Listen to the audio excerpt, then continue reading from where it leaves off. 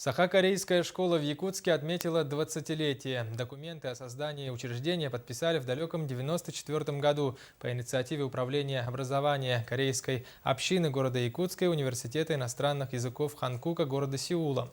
За это время Саха-корейская школа стала связующим звеном между двумя республиками. Торжественное событие посетила наш корреспондент Нургуяна Егорова.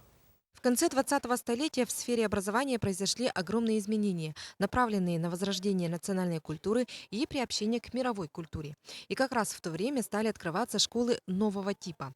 Профессор университета Ханкук Кан Дук-су положил начало сотрудничеству двух республик. В сентябре 1994 года открылась Саха-корейская школа. Сегодня в образовательном учреждении учатся 475 школьников.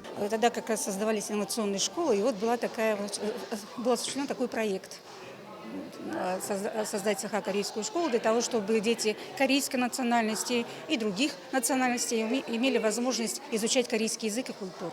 За эти годы стажировку в Корее прошли сотни детей. Некоторые из них продолжили обучение корейского языка уже в СВФУ. Имеются победители всероссийских, республиканских, городских олимпиад, научно-практических конференций, международных фестивалей. Корейский язык нам помог тогда, когда к нам приезжали студенты-корейцы с делегацией, чтобы обучать наших якутских детей корейскому языку. Нам он помог, чтобы с ними хорошо общаться и дружить в дальнейшем.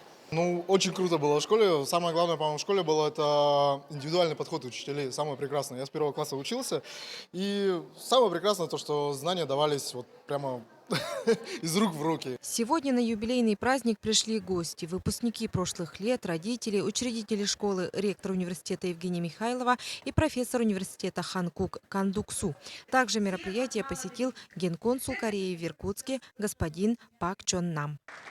Несмотря на то, что Генеральное консульство Кореи находится в Иркутске, и поэтому мы не можем часто приезжать в Республику Саха, мы впредь постараемся как можно больше уделять внимание и как можно больше поддерживать Саха-корейскую школу.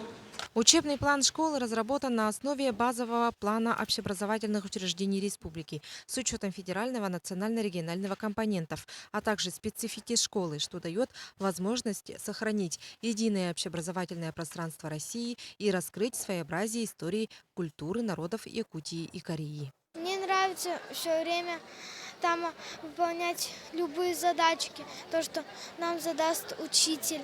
В этом году мы всем классом решили поехать в Корею. Корейский язык такой легкий немного. Я поздравляю всех учителей с юбилеем, с 20-летием. Как отметил генконсул, школа развивается. В ногу со временем идет вся дружная команда педагогического коллектива. Ведь в школе есть чем и кем гордиться. Нургуяна Егорова, Дмитрий Сергучев, НВК Саха, Якутск.